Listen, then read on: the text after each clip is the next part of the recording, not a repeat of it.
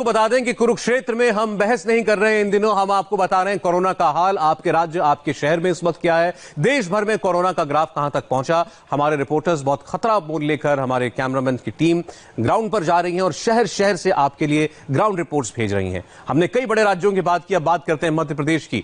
24 घंटों में मध्य प्रदेश में कोरोना संक्रमण के 9 नए केस सामने आ गए और इसमें भोपाल से 4 हैं, इंदौर में 2, खंडवा, मंदसौर, बुरहानपुर में एक एक व्यक्ति की संक्रमण की खबर है। और आप देखिए ये मध्य प्रदेश का कोरोना मीटर क्या कहता है। 3138 मामले, 185 लोगों की मौत और 1099 लोग ठीक हो चुके हैं 3000 में से।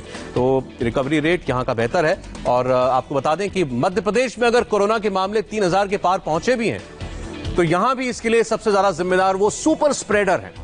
हालात एमपी में खतरनाक होते जा रहे हैं। इंदौर के बाद देखते देखते भोपाल तेजी से कोरोना कंटेनमेंट जोन बन गया है। भोपाल में 50 पुलिस वाले और उनके 30 परिजन इंफेक्टेड हैं। भोपाल से देखिए जरा अनुराग अमिताभ की रिपोर्ट।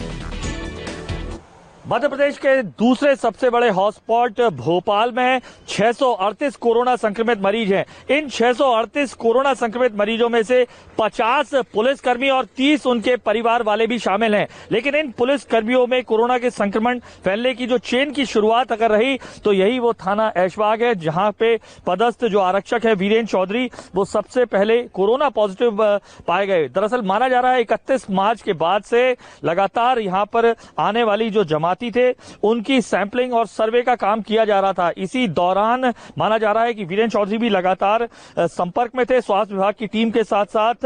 ये एक बड़ी वजह मानी जा रही है जिसके चलते वो संक्रमित हुए और सबसे पहले मरीज पुलिस कर्मियों में बनकर वीरेंद्र चौधरी निकल कर आए। वो निवास करते थे टीटी नगर थाना इलाके में, जहां पे मल्टी बनी हुई है पुलिस कर्मियों के लिए।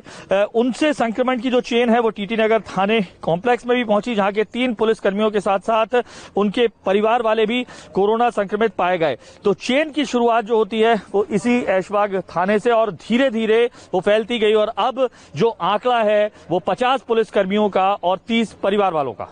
3 मस्जिद थी जिसमें जमाती रुके हुए थे, इंडोनेशिया और म्यांमार के थे।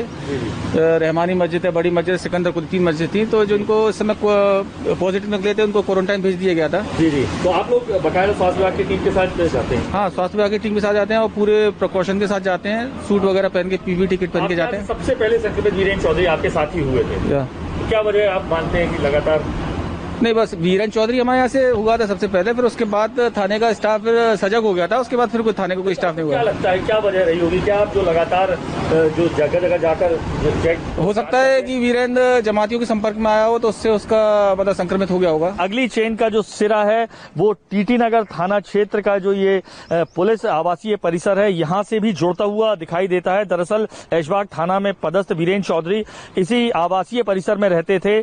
उनके चलते बताया जा रहा है इस थाना क्षेत्र के 3 जो पुलिसकर्मी हैं वो कोरोना संक्रमित हुए। उसके अलावा 2 और कोरोना संक्रमित हुए और इनके परिवार के 3 सदस्य भी कोरोना संक्रमित पाए गए। 6 अप्रैल को जो जांच रिपोर्ट आई थी उसके बाद पता चला कि इसी आवासीय परिसर में रहने वाले जो आरक्षक हैं टीटी नगर थाने के और दूसरे थाने के, वो साफ तौर पर कोरोना संक्रमित पाए गए। उसके बाद से यहाँ पर ये पूरा क्षेत्र जो है आप देख सकते हैं कंटेनमेंट एरिया घोषित कर दिया गया है। इसी जब ये सामने निकल के आई कि लगातार कोरोना संक्रमित हो रहे हैं पुलिसकर्मी, उसके बाद जो है 2200 से ज्यादा पुलिसकर्मियों को उनके घरों की बजाय उनके होटलों में ही रहने के लिए, जो दूसरे होटल्स हैं, गेस्ट हाउस, वहां पर रुकने के लिए कह दिया गया था ताकि उनसे संक्रमण उनके परिवार वालों तक ना पहुंचे। तो आपने देश के अलग अलग शहरों से हमारे